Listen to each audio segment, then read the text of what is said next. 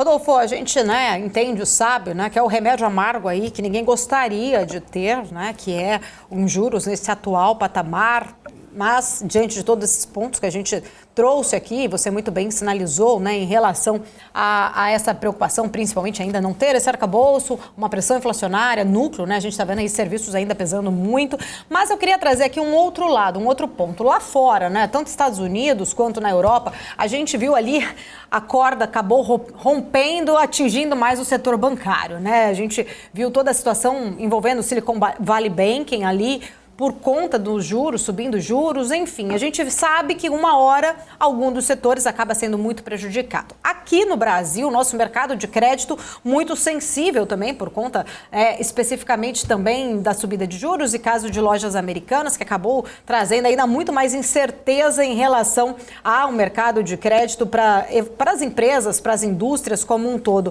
Como que você enxerga, né, essa questão muito monetária, né? A gente sabe que ou olha para o econômico ou olha muito para o crédito em si, mas uma hora a corda pode romper. Você acredita que existe aí um risco até de uma situação similar ao que aconteceu com os bancos em algum outro setor, indústria, enfim, algum outro setor aqui por conta desse crédito, esse mercado de crédito neste atual patamar, por conta deste, né, ciclo de juros aqui do Copom? Esse risco existe, ele inclusive foi incorporado, né, no balanço de riscos do Copom ontem à noite. Talvez, né, uma desaceleração mais acentuada das concessões de crédito. Em comparação à decisão anterior, houve sim alguns casos, né, corporativos no mercado de crédito que pioraram as expectativas, teve um impacto mais contundente no mercado de capitais. Então esse risco existe, né? Sabemos que as autoridades monetárias no Brasil e no mundo vêm monitorando isso de perto. Esse tema também foi relevante ontem, por exemplo, na conferência de imprensa do presidente do Federal Reserve, do Fed, o Banco Central dos Estados Unidos.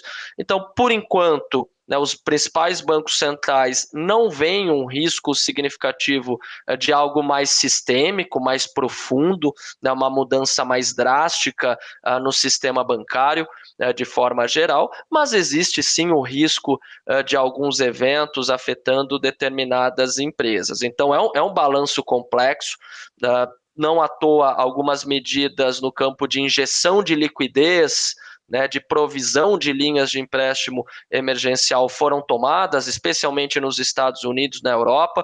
Então, eu diria que um risco mais sistêmico, mais profundo, né? Muitas pessoas comparam com 2008, 2009, né, a última grande crise financeira internacional, a gente vê como um risco bem limitado, mas existe sim uma preocupação do atual contexto, né, afetar algumas empresas.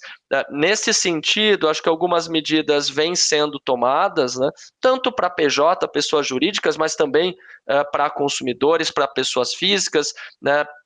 Nos últimos dias, o próprio governo federal aqui no Brasil vem sinalizando, né, temos o programa Desenrola, de renegociação de dívidas, tem também algumas linhas ou algumas ideias para melhorar ali a situação financeira ou aumentar alguma previsibilidade para as empresas. Então, existem algumas medidas, né, emergenciais ou de alívio temporário que vêm sendo desenhadas e devem ser apresentadas em breve, mas de forma geral acho que sim, existe esse risco, né? O cenário de juros altos, é claro, que potencializa esses temores, mas de novo, né, juros de mercado, eles são compostos pela taxa de referência, né, de uma forma direta, de uma forma simples, mas também da percepção de risco de mercado.